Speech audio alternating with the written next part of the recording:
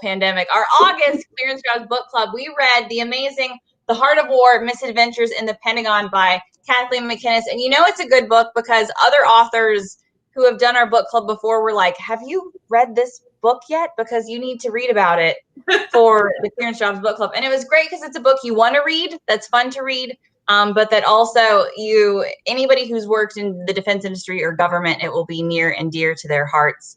So thank you, Kathleen, for taking the time to chat with us and for writing an awesome book. Oh, absolutely. Thank you so much. I'm so glad that you got a kick out of it. I mean, it touched on really a lot of things that are really, relevant to anybody who's worked in this industry. You had toxic leadership. You had what happens when you start a job and you actually get there and it's nothing like what you anticipated. The civil military, kind of issues, the academia versus military versus all the different cohorts you have working across the Washington, D.C. space. And so can you just kind of, what prompted you to stop, pause writing about, Iran, North Korea, coalitions, and say, I'm going to try something a little bit different? So the idea for the book came to me, the first time it came to me was in 2008, and I was on a trip with Secretary Gates to Afghanistan, and we were in a helo flying from Wardak province to Kabul, and the one of the crew on the helicopters asked me if I wanted to hang off the back of the helicopter, sit on the back, and I'd seen there was another colleague who did it on the way over to Wardak, and I was like, oh, it'll be fine. And so I waddle there with my body armor and sit off the back of the ramp, and like the Hindu Kushes in the distance, and I can see the chase helicopter off to the left, like way far back. It's this tiny dark speck, and my legs are hanging down, and I'm watching Kabul pass below me, and I was utterly terrified. It was the worst. It was the worst decision I'd ever made in my 28 years. It took everything in me to pry my knuckles off of the side of the Chinook in order to take a picture. And so I did manage to get some cool pictures. So mission accomplished there, but abjectly terrified.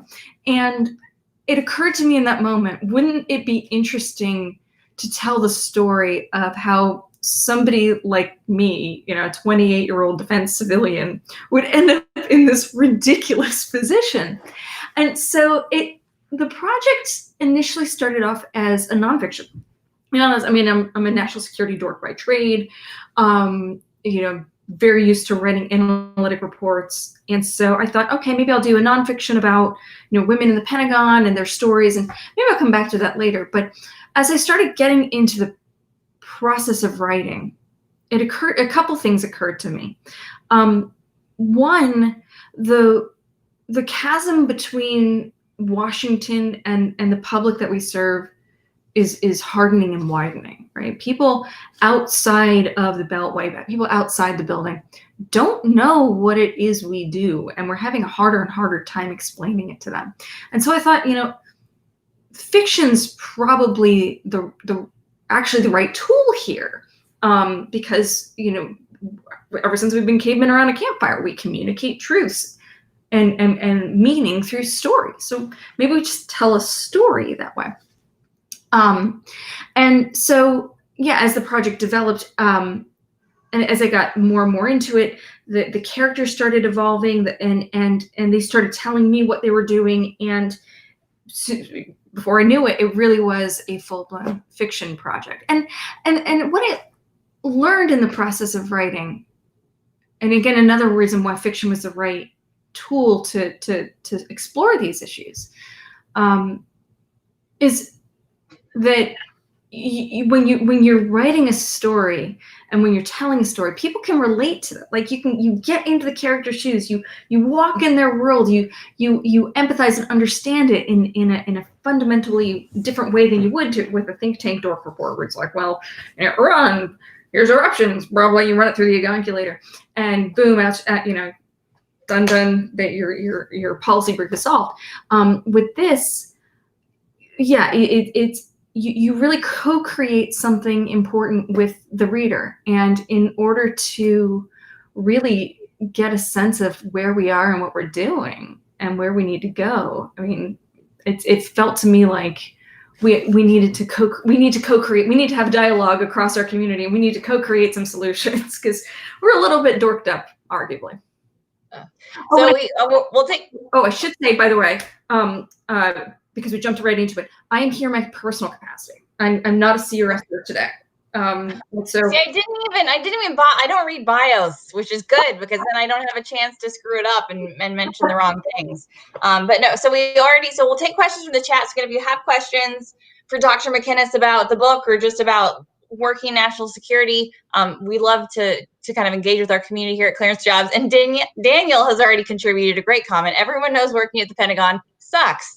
I beg to differ, Daniel. And I loved reading it because I did get a little, like, I was not an academic. I was a public affairs officer. And so I came as a Department of Army intern very, like, eagerly into the Pentagon and loved that program and loved the opportunity that they're bringing in people into these national security careers.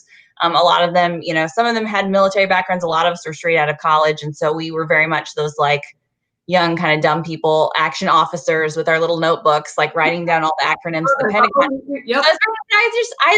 And the book really speaks to that. Like, but you can either hate it, and you saw that between the characters. It was crushing the souls of some characters. At the same time, your protagonist was really kind of thriving and doing well and didn't expect to like it because she had kind of this anti-war and she had her own family reasons for serving, but just was skeptical throughout the process, but also seemed to come to love the building, which I think you can kind of fall in love with the building. Personally, I don't know if that's your experience, but I mean, I think it is. I think you can fall in love with the work, and you can fall in love with the people, and it's important work.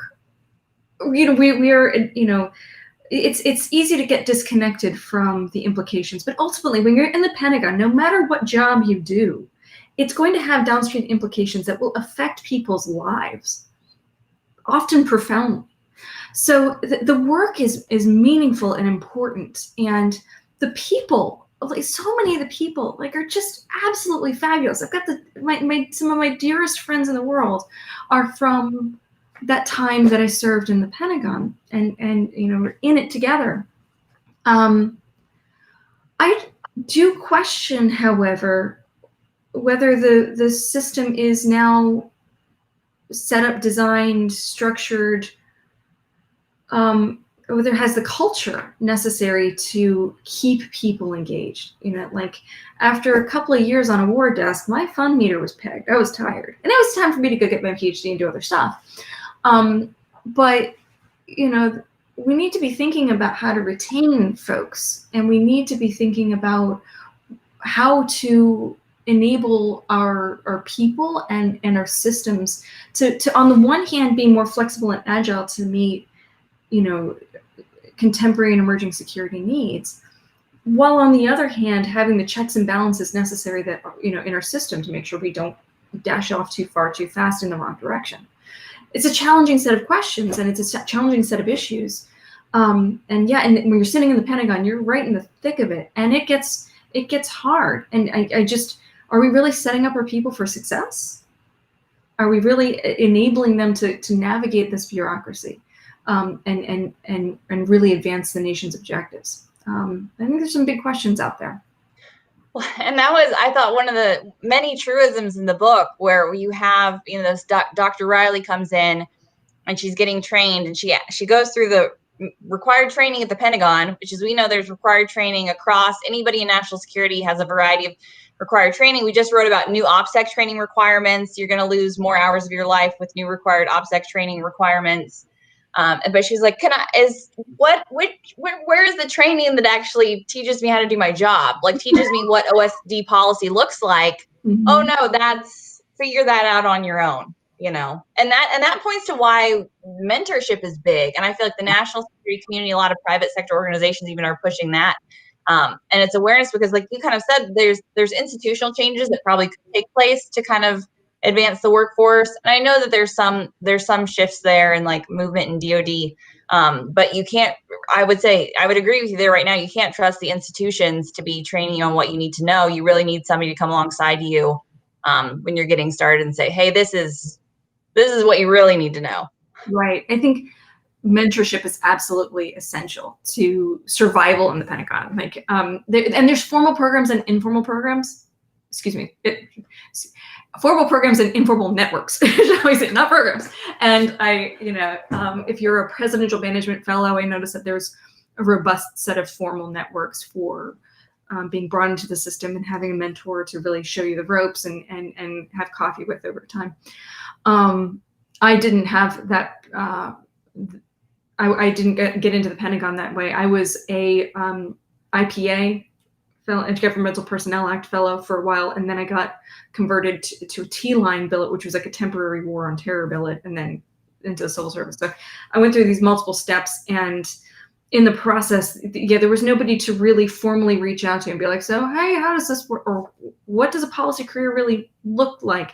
But I was able to, just by being nice and going up and talking to people and being human, a lot of people were happy to show me and others how the system works and what to look for, and also when to know when, it's time to move on.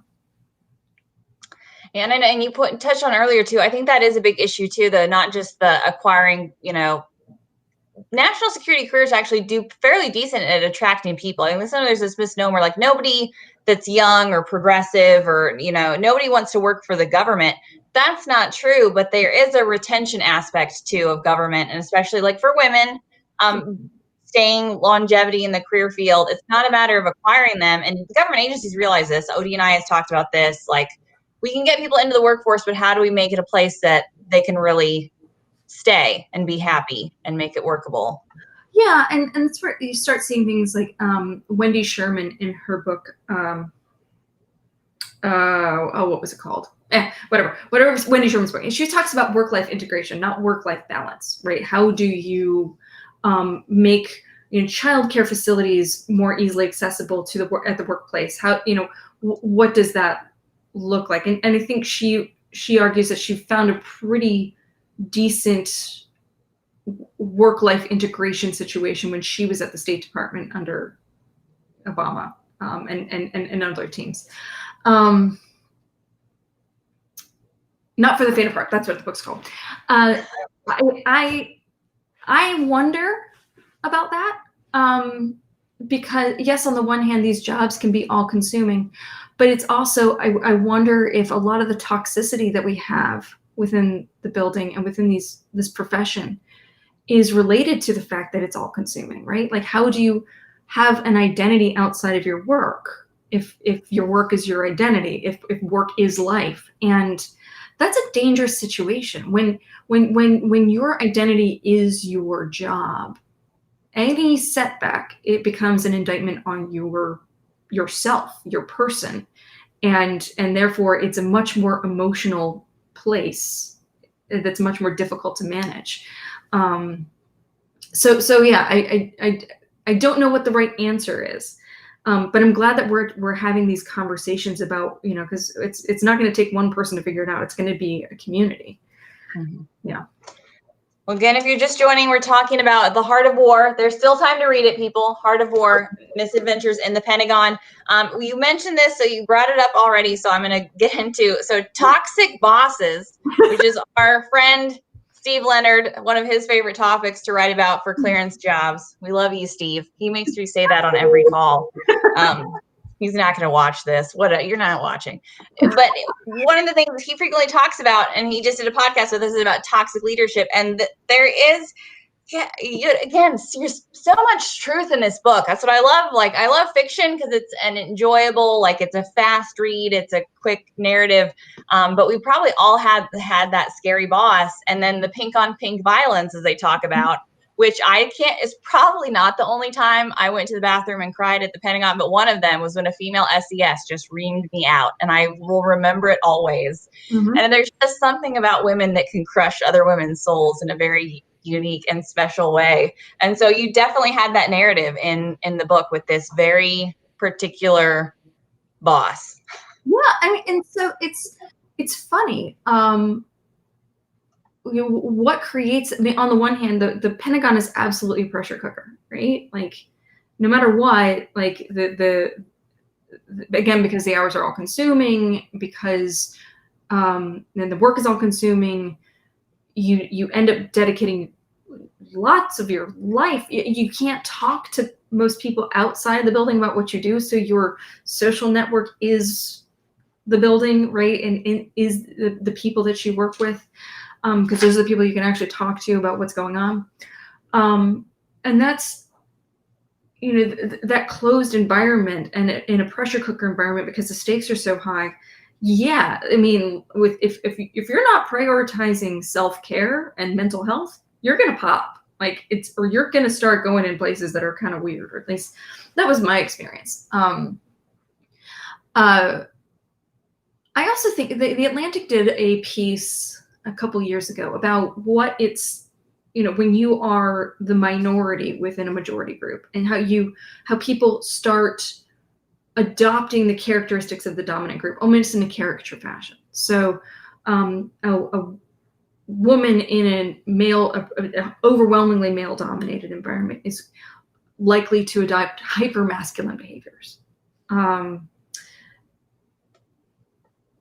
That can play into that toxicity as well. But there's a counterpoint too, right? Like, for every toxic boss you have, there's also an Amanda who's figuring out how to build the sisterhood and work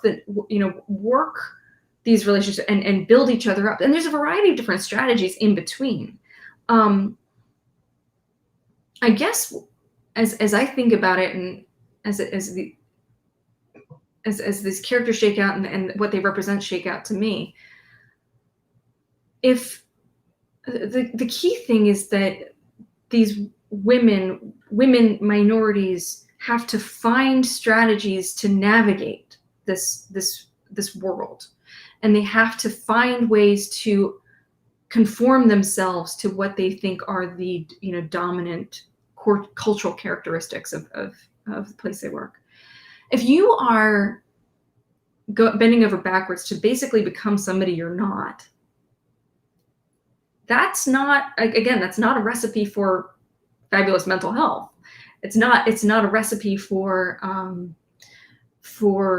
authenticity. And how do you come up with great policy options? How can you be comfortable in yourself? How can you do those things if you're constantly self-censoring, or you've got your hands tied behind your back because you feel like you've got to be a hyper dude, or you're busy managing the fact that you're not, So there's systemic issues that I think are raised by the book and by the situation that they're operating in.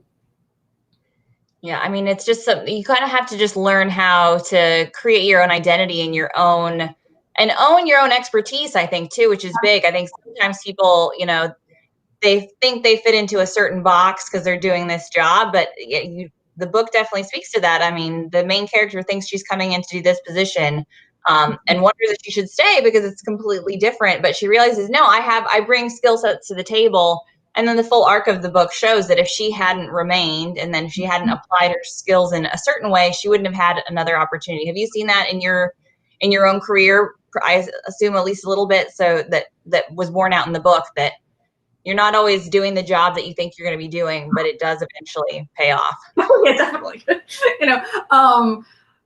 So my first job in Washington, I got out of grad school, and I guess I got out of grad school in 2002, and I'd studied NATO and transatlantic relations, and because we'd had the Balkan interventions, and I grew up on bases overseas, and so NATO was near and dear to my heart. I was really into it, and then of course 9/11 happened, and nobody was hiring anybody in transatlantic relations at all. If you didn't speak Farsi or Pashto or Arabic or Mandarin, you were screwed. Nobody wanted any people like me.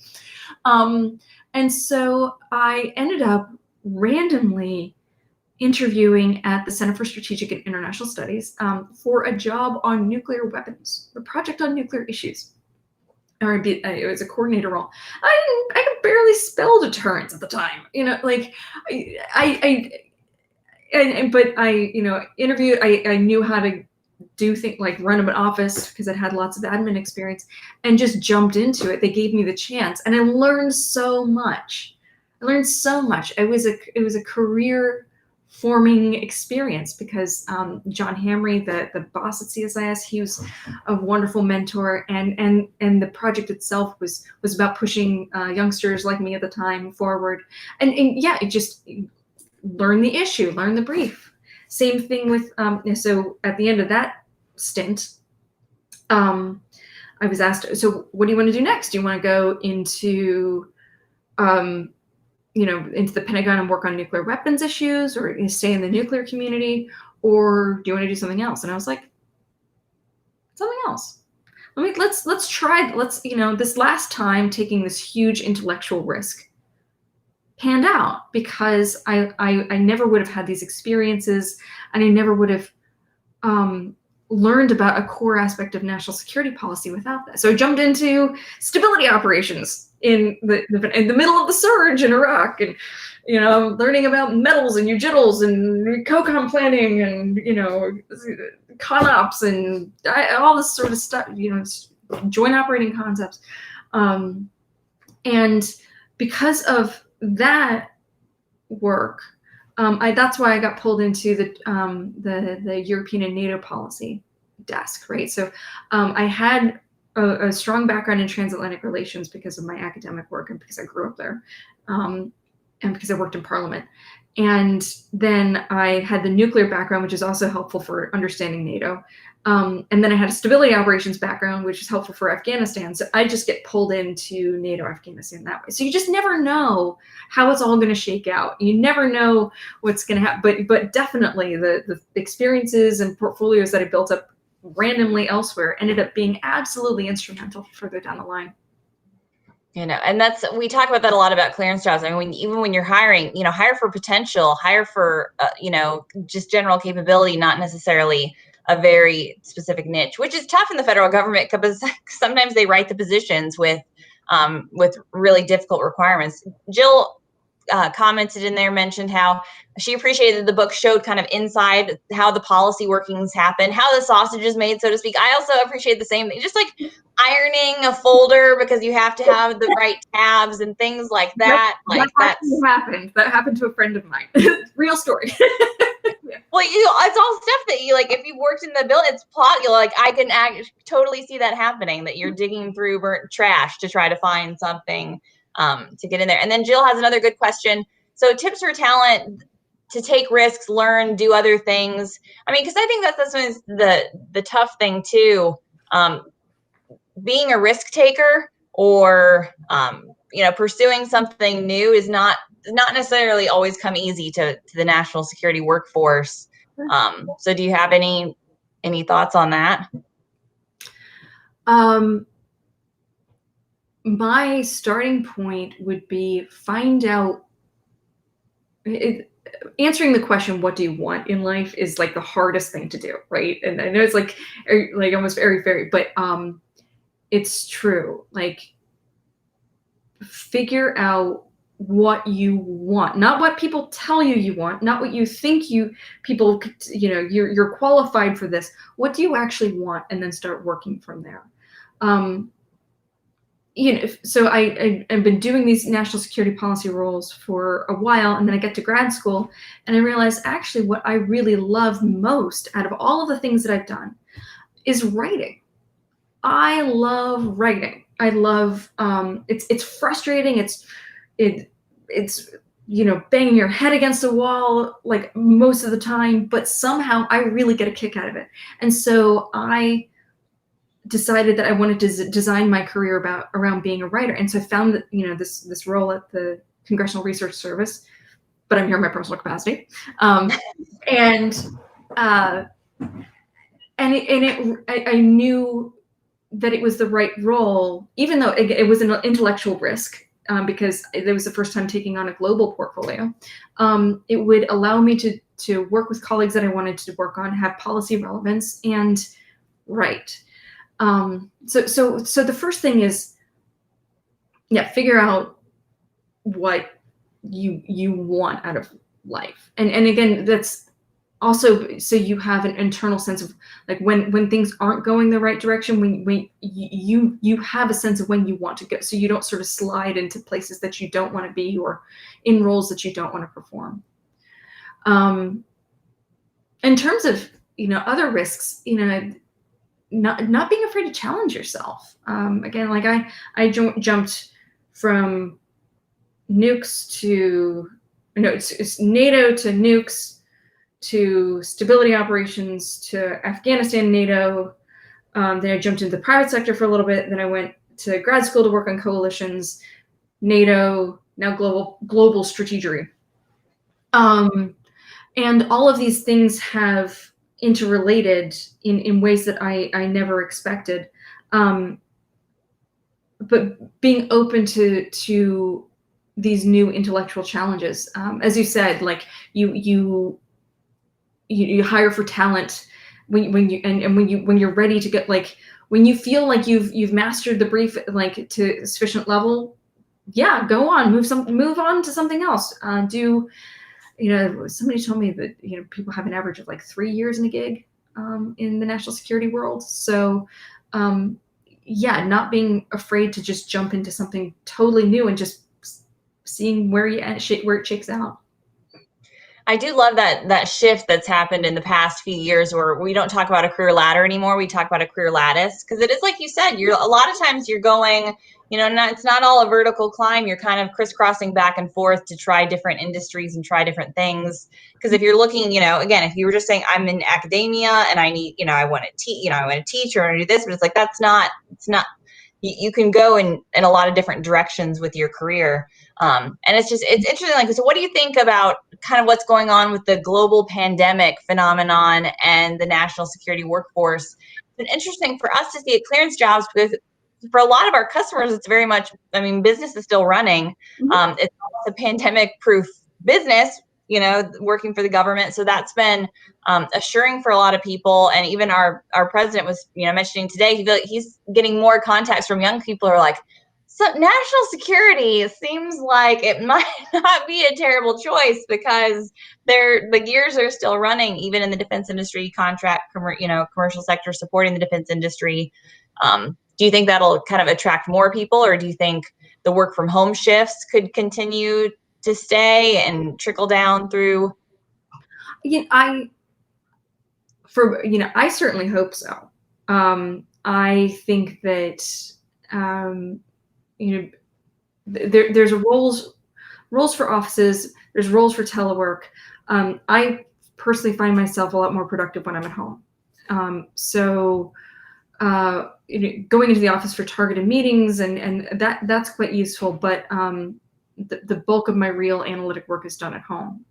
So I do hope that continues into the future. But then again, you know, I don't have kids, and so that's I think there's other people in a very different position who would say, actually, no, I really need to get into the office, and my God, make it happen sooner rather than later. I think the key is flexibility, and I think that a lot of the national security workforce has realized that, or you know, management, or I hope are realizing that there's a lot more flexibility in and how we do business and what we do than we've traditionally pursued and perceived. And also, you know, having robust telework policies gives us a degree of redundancy and resilience that is something that I don't sense that we've prioritized as a national security culture, but is pretty important as we move forward with, you know, if you look at the Global Trends 2035 report that's put out by the IC,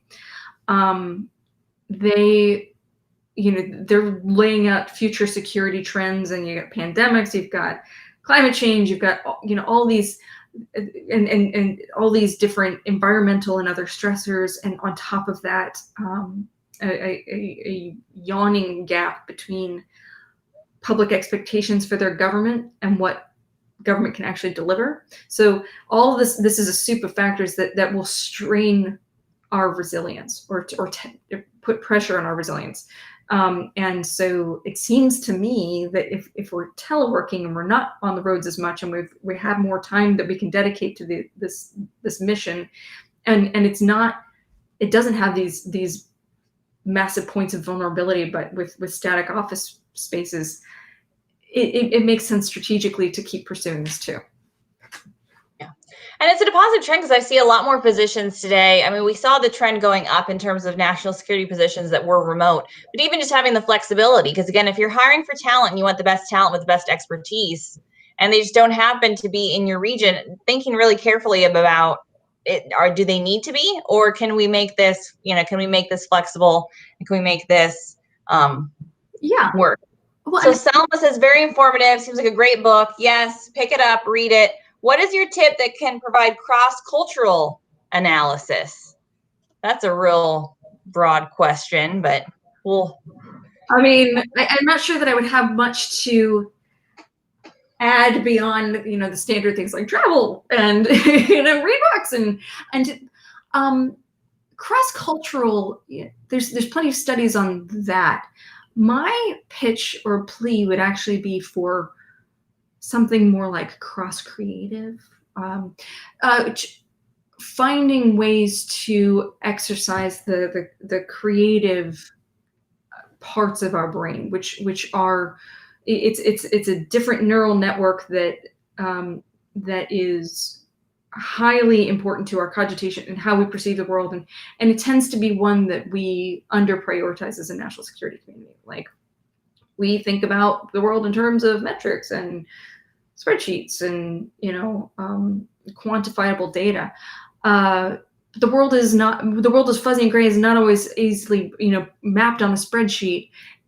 Statistics without context are usually meaningless. So how do we get to that more holistic understanding? How do we improve our ability to laterally think? How do we get that back of our brain exercise to really start thinking about these issues in a different way? It's creative tools. Reading a book, Charles Hill at Yale, he wrote this, I think it's a wonderful book and project. It's called Grand Strategies, Literature, Statecraft, and World Order. And what he does is he goes through, Western history, Western European and North American history primarily. There's a little bit on China in the end, but and analyzes key challenges of statecraft through the literature and major works of art that were produced at the time. So Emma is a way to start thinking about strategic intelligence and its misapplication. Using these stories as tools and metaphors to think through the different dynamics of statecraft. He calls it a methodologically unbound space. Only in literature, only in the arts do you have this methodologically unbound way to contemplate our circumstances. Well, Shakespeare is great for that too. I would go one further. I've been talking to a number of professors and folks in different institutions about creativity, and one woman I've been talking to, her name is Tammy Schultz, Dr. Tammy Schultz. She's done Marine Corps War College. She has integrated creative projects into her course design, right? So part of preparing your policy paper is giving yourself space to just do a creative work, and it's scary and it's intimidating. Most folks just don't like what. Wait, I'm supposed to do what? And how is this going to benefit me? What? Finger painting? What's that? I want to do serious stuff. No, like doing that work, expressing oneself in that way, and activating that different neural network. Later, when it comes to writing a paper, you often are able to draw on different insights in different places that you didn't know existed. So a plea for, we talk about cross-cultural, but think about how to activate our creative sides, because that, I think, is the more urgent deficit when it comes to national security policy and the skills and strengths that we prioritize. I love that. I love that, because no, that is, you're speaking to my editor's heart here right now, because I do think that that is like having some creative thinking and literature and just, yeah. And also, also speaking to my marketing brain, it is, I feel like in every industry now we're chasing metrics, you know, we're chasing what's the direct ROI, what numbers do we have, to back up or prove what's, you know, what's going on. And that's important, but, you know, and even in government, it's important, but there's also just aspects of, yeah, just making room for the creative thinking. Mm-hmm. You can tell I'm working from home with kids, if you can hear what's going on in the background. Welcome to my world, people. So again, Heart of War, Dr. Kathleen McInnes, I'm sure I need to let you go soon, but we're clearance jobs, so we always like to share security clearance stories. So I appreciated the oath of office kind of aspect. I also appreciated getting accosted by Pentagon security. Also happened to me, although I was not detained, but I was caught without a badge one time, and they do take that seriously. So do you have any personal security clearance stories or things relative to the security clearance process you can share? Yes. Well, so this is actually the security review process. So so because, you know, I had a CI clearance back in the day, I submitted this book of fiction for security review, and I submitted it, I want to say, I was like in April 2017, I think. Yeah. So it was just after the Trump administration got in. I submitted. I get on the DSS website, I think, whatever it is, or maybe it's WHS. Anyway, doesn't matter. I get on their website, and they give you this process, like you gotta have like put on a CD-ROM and hard copies and deliver it to a desk, and they give you a receipt and get in touch with you, and it's gonna be 2 months, 1 month, maybe 2. Okay. 1 month goes by, and I get an action officer assigned and that to it, and then nothing. Like 8 weeks goes by, nothing. And so like maybe at the 10-week mark, I'm like, I'm gonna lose my book contract. Like, this is getting like freaky. What's going on? And so I talk to the action officer. I'm like, so I mean, don't give me names. I obviously can't really. I don't want to know who's responsible for my security review, but just tell me the overall component so I can just figure out how to like unstuck this. And so it was OSD policy, my old right. It turns out it got lost. The Pentagon lost my book. It just like in the ether. Somebody took it home. They really liked it. They were like, I've got to take this and read it.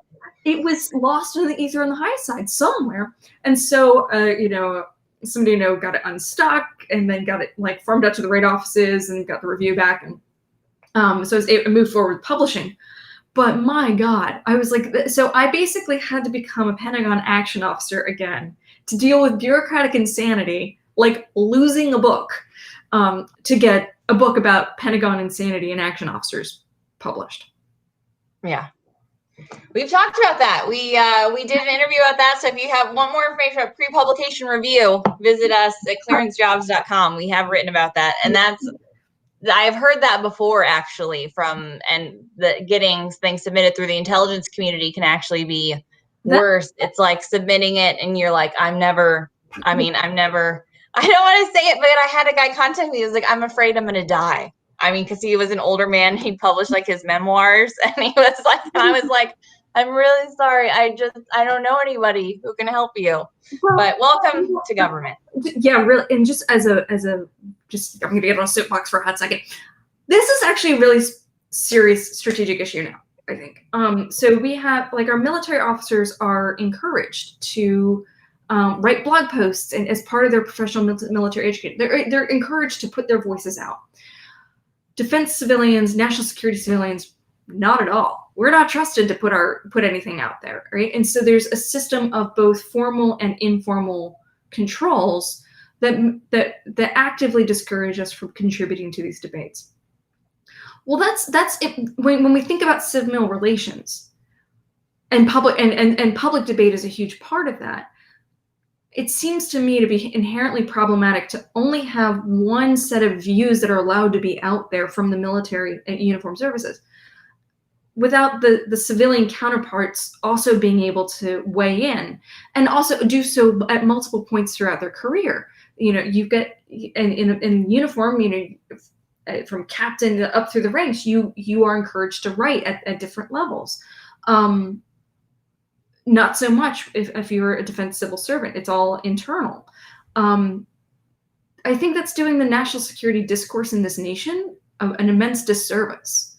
And I think it's doing, you know, in terms of this retention issue that you highlighted earlier, I think that's a part of it too. Like, if you can't contribute to these debates that are happening externally as well as internally, it kind of gets demoralizing, right? Because a lot of the stuff that's happening on the outside, it doesn't get you into the detail, but it does sort of shape the overall direction of the conversation. And when you have experts who are actively discouraged from being a part of that discussion, that's a problem, I think. Yeah, and you bring up a good point, because that is like a missing aspect of the voices, you know, that are out there, that you have service members. Oh, Steve joined us. Kathleen McKinnis, so cool, so cool. He's gonna see how many awkward screen grabs he can get. Steve, I take the worst screen captures of myself just to stop the internet from being able to. That's like an era of the Zoom phenomenon. It always freezes your face on like the worst moment. I'm like, couldn't I have freeze and I'm like normal looking? Yeah, like, no. Or like, I'm always the screen cap's always with me, like it's the worst. I had a point. I'm like a hand talker, so mine are usually like my hands are in the air. I have to like control my hand gestures on video calls so people can't. Yeah. Steve's doing a great job. Well, thank you again, Kathleen, for joining us. Again, The Heart of War, it was a great book. It will make you nostalgic for the Pentagon if you've ever worked there. It will make you want to work there if you haven't. And if you've always wondered what it's like to work there, you can just read her book and find out. So it's all in one, something for everyone. And when you're not reading this, you can check out what she thinks about U.S., Iran, coalitions, and more in her other academic work. So if you're a real overachiever, and we'll reply to the comments with all of her book recommendations. All my favorite people have book recommendations, and you gave us several. So thank you for that. And again, thank you so much for your time. Well, thank you so much for having me. This has been so much fun. That's what we go for. National security careers are fun, people. They are important, and they can be fun. You'll meet some amazing people along the way, and it's a great career. So. Definitely. It always takes me a minute to turn off the live, so now I have the awkward moment of where I'm stopping the stream.